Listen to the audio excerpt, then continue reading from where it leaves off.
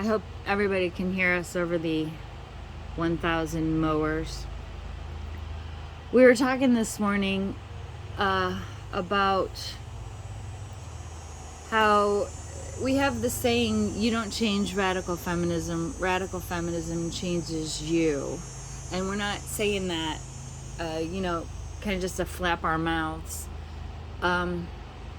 If you go all the way to, I don't know who said this, but it wasn't me, but I love this. If you end up going all the way to the end of your thoughts and you take in all of the available information about what this world is, how it works and what it's made of and what men do, I don't see how, if you are in a relationship with a male, whether you're married or just cohabitating or just dating, I don't see how it can survive that. And that's not radical feminism's fucking fault. That's you finally letting yourself notice what the male is doing to you and how the male moves through the world and how you move through the world and how those things are different and how unfair and sick and wrong that is. And I understand if, Consuelo, she's sitting here with me if she wants to kick in, but if Consuelo and I are the ones that help you see to the end of that line through our little videos here, we're honored. But if that makes it so you can't talk to us anymore because it's too hard, we also understand that. Mm-hmm. We get it. Because the person that pushes you, you're allowing yourself to be pushed, so kudos to you always. But the person that you choose to let push you over that line, you might have some resentment towards that woman, right? Mm-hmm. You might. Mm-hmm.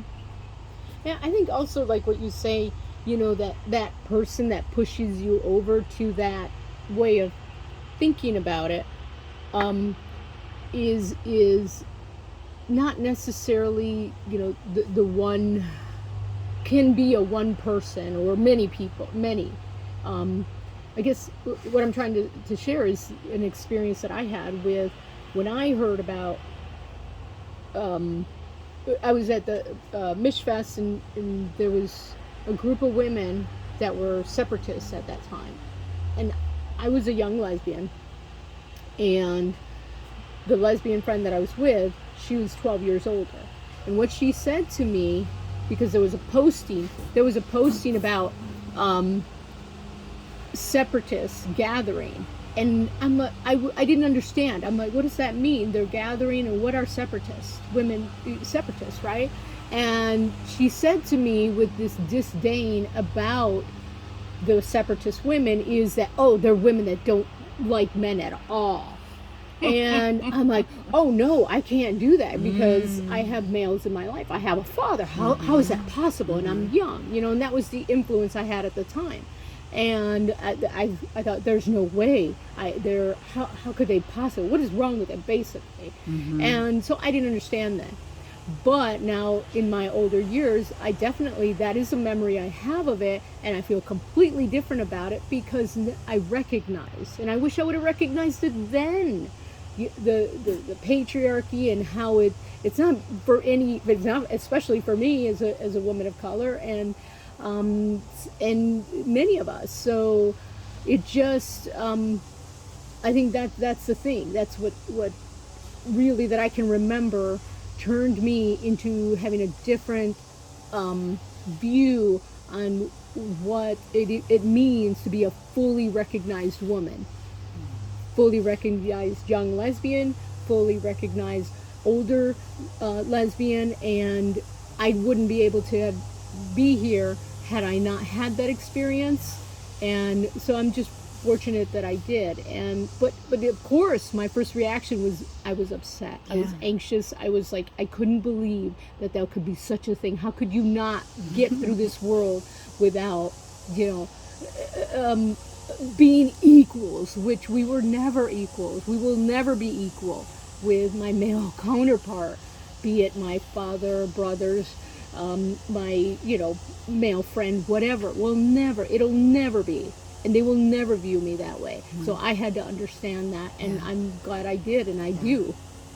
Well, I'm glad. Was it the gals from Arkansas? Just out of curiosity, they've been there for like 40 years. And now. they may have been. It was so long Well, ago. I'm glad that you didn't meet up with them, because what if you had moved to Arkansas and then you never would have found me? That's Selfishly, I'm glad you didn't find There's separatism many before things it that out. could have happened differently, and we've talked about that just based on our circumstances. And yeah, it just things go the way they're supposed to go, and Yeah. So I just think if you are going to call yourself a radical feminist and live a radical feminist life, I just don't get how that doesn't logically, I mean, it's just all logic to me. This is very like Mr. Spock stuff. It's just logically would lead to separatism and would lead to you dissolving any abusive relationships that you may be involved in, even if they're, oh,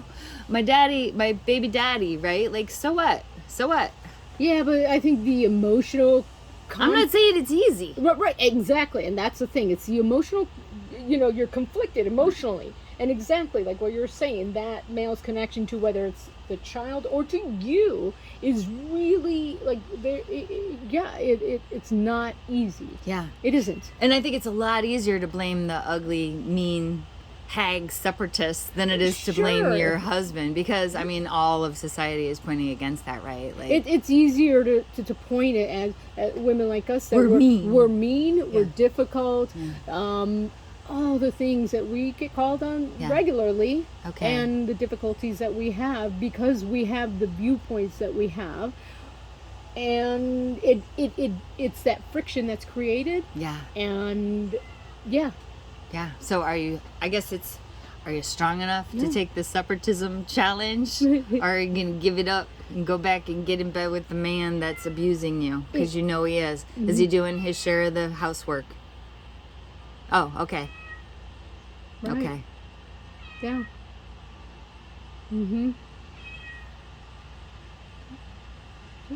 So we just wanted to share those musings with you this morning. Hey, Jackie. The girls are all in the garage visiting with Berenice right now. She's in recovery from her surgery, and she's doing really well. She's doing really great. We're going in tomorrow to get her bandages changed. I'll pop a picture of the visiting hours as the thumbnail because they're so cute.